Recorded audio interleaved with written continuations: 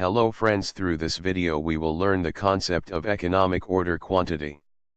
If you like the video, please do share it and subscribe the channel. What is economic order quantity? When you are involved in the production process, you tend to buy the goods that you will be using in the process.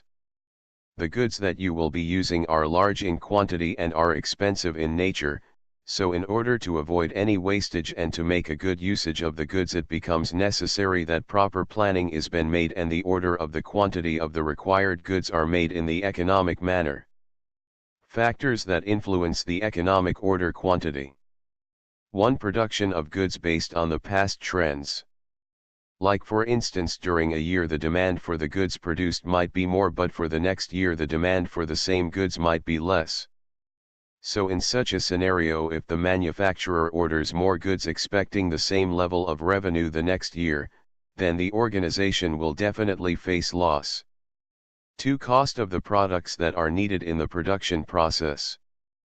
3. The variation in ordering cost. Based on the season and the need, the cost of the product will vary. So it is up to the manufacturer to decide on the best time to invest in buying the needed goods. 4. Availability of proper storage space for the easily perishable and excess goods. 5. The demand of the product. Factors that influence the economic order quantity. 6. Availability of the needed goods throughout the year. 7. Preserving the goods in reserve. 8. The quantity of goods that is needed to be kept as backup, so that the production process is not withheld due to lack of resources. 9. Inventory costs. 10. Cost of production. 1. By calculating the economic order quantity, you will get to know that how much is that you will really require and how much is surplus amount for the production process. By getting an idea about the cost, you will definitely save a lot of money in future.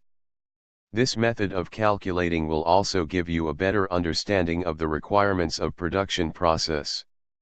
2. Inventory costs equals inventory cost is the cost that is prescribed for holding the goods in stock.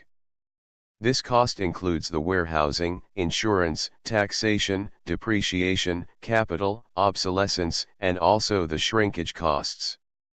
There are 3 things that are to be taken into consideration when dealing with inventory cost. They are the ordering cost, carrying cost, and the stock out cost. The other names for stock out cost are the shortage cost and the cost of replenishment. The ordering cost is mainly determined by 2 factors, namely the cost of ordering too less and the cost of ordering excess. These 2 factors are extremely opposite to each other.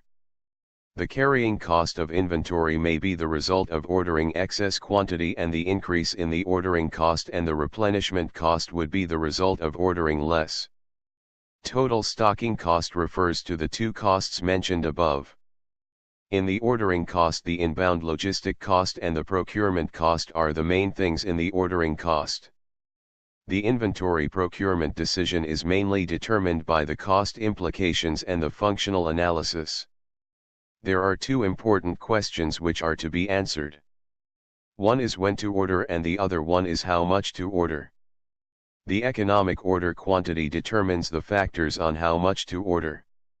Second important inventory cost is the carrying cost, which is influenced by the maintenance that are involved in the inventory storage. There are 2 different types of cost are involved in here. The first one is the inventory storage cost and the other one is the cost of capital. The costs like the building rental and the facility maintenance is included in the inventory storage cost. The cost of purchase, the cost of material handling, the hardware and the applications and other costs like the rental, lease or depreciation are also included in it. Apart from these, there are operational costs, communication costs, and also the human resources cost are also taken into consideration in the management. The cost of capital is more concerned about the costs of investments, the insurance costs, the taxes on the inventory paid and the interest on the working capital.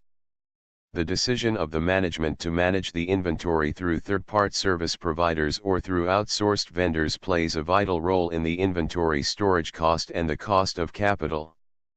The recent trends are extremely in favor of outsourcing to the third-party services.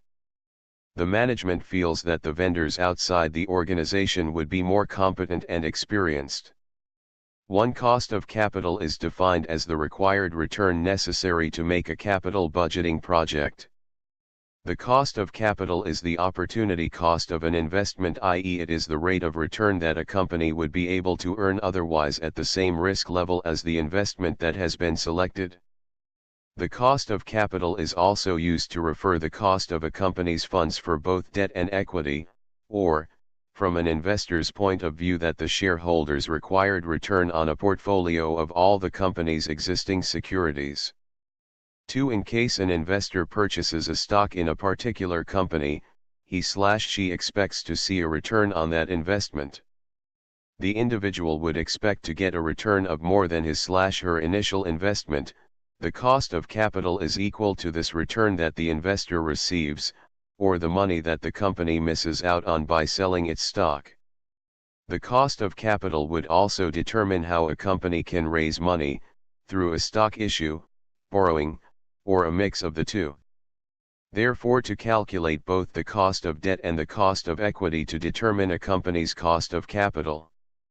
The cost of debt is easy to calculate, as the cost of debt is composed of the rate of interest paid. The interest rate that is paid by the company for the debt can be modeled as the risk-free rate plus a risk component, which itself incorporates a probable rate of default. It is calculated by considering the rate on a risk-free bond, and then it is matched with the term structure of the corporate debt. The cost of equity is more challenging and difficult to calculate, as equity does not pay a set return to its investors. The cost of equity is also defined as the risk-weighted projected return required by investors, where the return is largely unknown. Thank you for watching the video. If you like it, please do share it and subscribe the channel.